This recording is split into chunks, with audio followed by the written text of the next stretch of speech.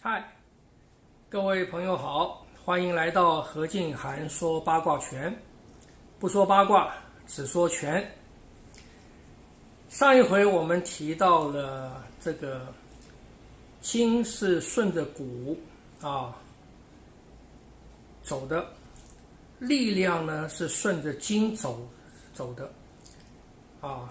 结构是由骨骼形成的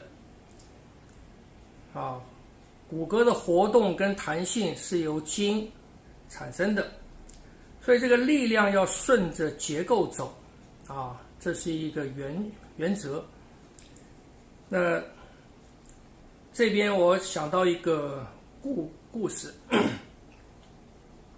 什么原因呢？因为测试你的力量是不是顺着你的骨骼结构走，一个最好的练习就是按气按气这个东西包括比方讲所谓的飞黄石这个钱币飞镖飞刀以前在打暗器的时候练暗器比方讲打这个飞镖或者飞刀，不是像现在看到的把手扬起来丢，跟丢棒球那个样子它叫做暗器，就表示不被你看到，它带在身上不被你看到，它拿取的时候不被你看到，甚至它打出去也不被你看到，这个叫做暗器我们常常看到在这个以前的这个小说里面封神榜七侠五义这些里面都有讲到，说这个人打虚晃一招转身就走，然后呢后面他的敌人就往前赶，他回头看看距离差不多了就掏出暗器背对着对方发这个暗器这就是不被看到。那这种暗器能打多远呢？一般来讲3到5步，3到5步的距离，它是近身的也是暗器嘛。如果飞行时间太久了，对方就看到了在他的反应范围之内了打暗器你再厉害大概不超过10步一般来讲是3到5步，就是很实用的。那因为你打暗器打到只打3到5步，而且不能被对方看到，所以动作很小动作很小。他用的劲呢，是我们像小说讲一抖手什么叫做一抖手？他出这个力就是这样一个力，啪一个，啪一个，这样就出了。他的暗器是拿在这个手里面的，以手指头为现在打枪讲的准心以手指头通常是这边为准心所以拿着暗的捏在手里面，所以他用的劲配合身法配合身法打出去，往后打出去，用的是这个劲。这个劲是什么劲？筋的力量因为你不可能有那么大的空间来使用你的大肌肉做投掷状这里呢我就想到一个有关于宫保田的故事，是我师父跟我讲的。说起来民国初年那是一个很混乱的时代。虽然中华民国成立，国民政府成立，可是势力管不到全国，甚至管不到北方所以北方那个时候很混乱的，人民根本不晓得到底是谁当家啊？有军阀啊，军阀很多嘛。那百姓呢，常常面临到的，尤其是偏僻地区啊，我师父他们家那个青山村啊，就是我师爷宫保田的家。青山村啊，更是在山东胶东的地方，他们那个地方啊，四面大山啊，所以长久以来，在山里面的流寇、降马、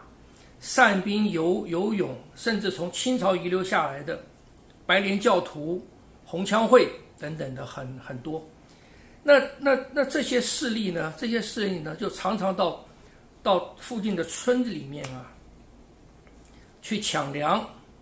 掳人来勒赎啊，常常有这样的事情发生啊，所以一般他们村子里面，尤其像青山村啊，它就是很彪悍的一个村啊，村子里面有枪，练武的人也多。那么有一年啊，就有一股响马到了青山村外啊，停在村外。然后呢，为首的就是大当家，啊，就写了拜帖，啊，见这个宫保田。为什么呢？因为他们都是久仰宫保田之名，可是都没有见过他，也不知道这号人物啊到底有什么本事，啊，那么如果这号人物如果是很有本事，他们贸然在这个村子里面啊做这些绑架勒赎抢劫的行为的话啊，那他们要考虑这个代价，所以就想先当面见看，衡量啊。那宫保田呢也就接待他们啊。那个时候刚好村子里在演戏，在唱戏啊，搭的以前村子搭的高的戏台子唱戏，就请大当家他们啊坐下来看戏啊。戏唱完了之后，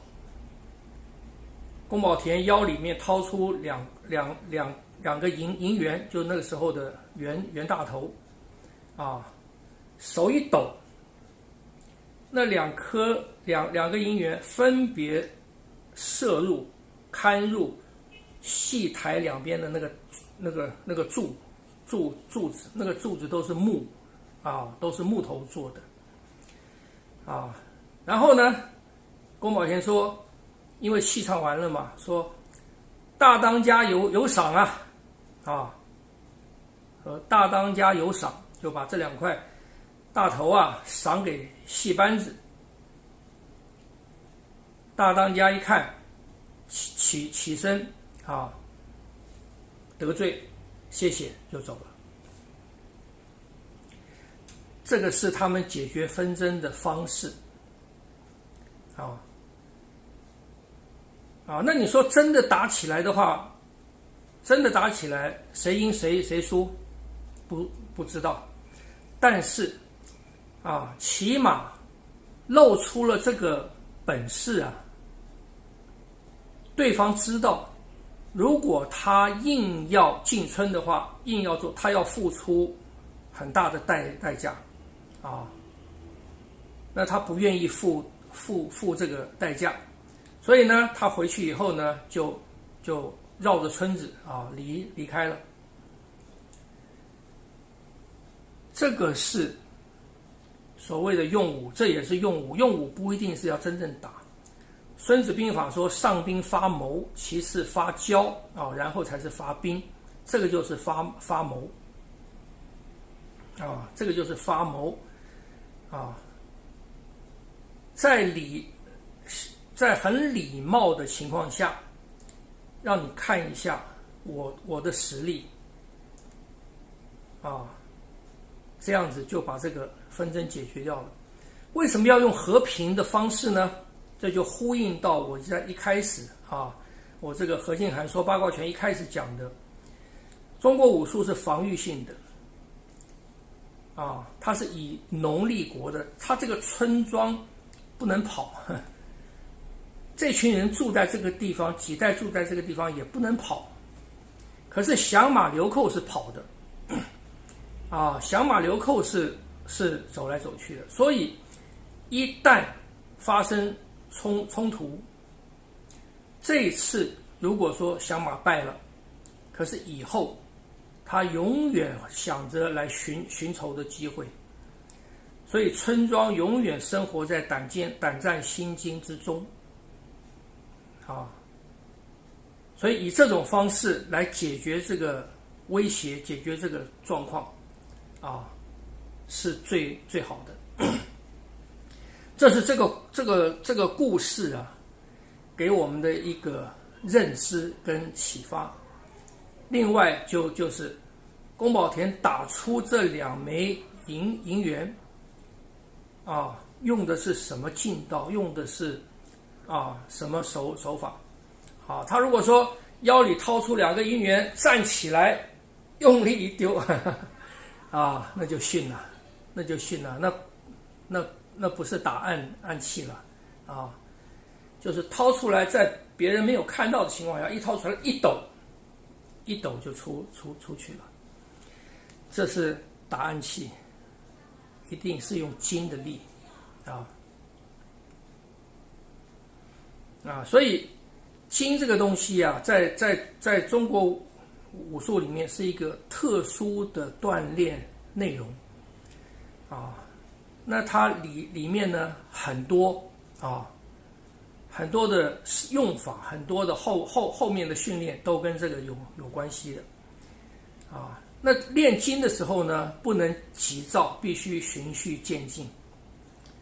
一旦伤了筋，恢复的时间很长而筋的存在呢，筋不是去把它拉长，筋是要暖